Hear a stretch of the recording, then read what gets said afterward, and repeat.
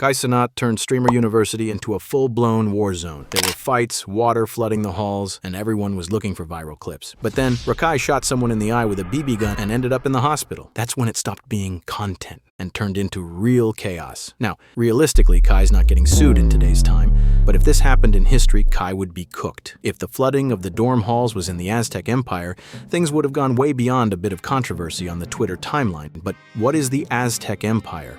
Well, it thrived in central Mexico from the 1300s to the early 1500s.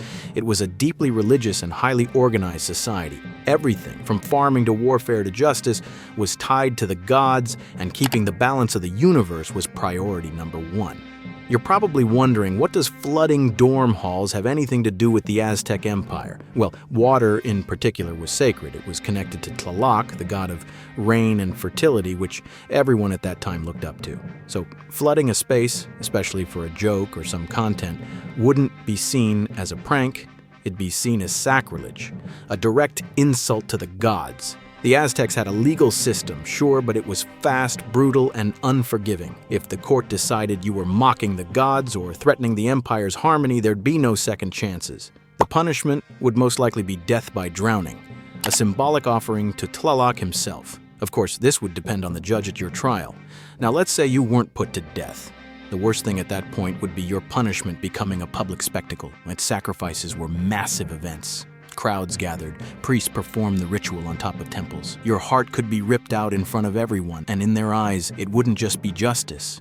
It would be restoring the balance of the universe. So yeah, if you're flooding dorms in the Aztec Empire, you're not going viral. You're getting sacrificed.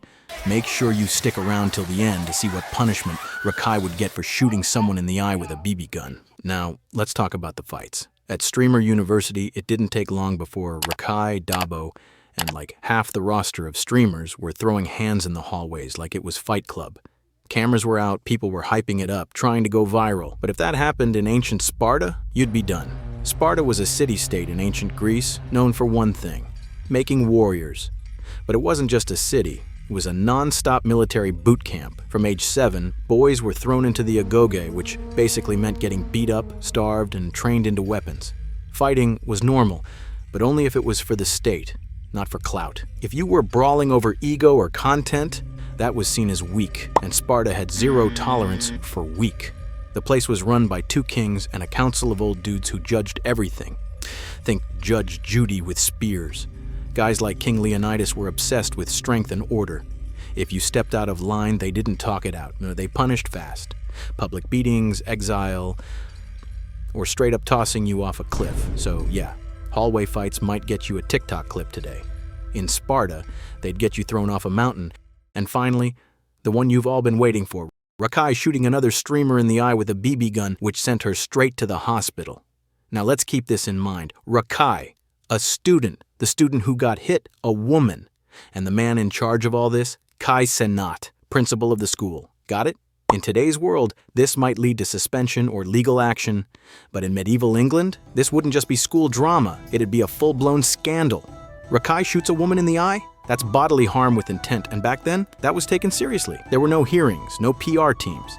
You'd be dragged in front of a local court, or worse, handed over to a trial by ordeal. That's where you prove your innocence by grabbing a red-hot iron or dunking your hand in boiling water. If it healed clean, innocent. If not, guilty. And if you were guilty, that's when it got dark. But here's the twist. Cenat wouldn't be safe either. As the principal, he was responsible for maintaining order.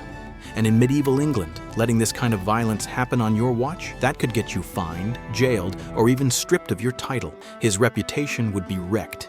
He might be forced to kneel in a church and publicly beg for forgiveness.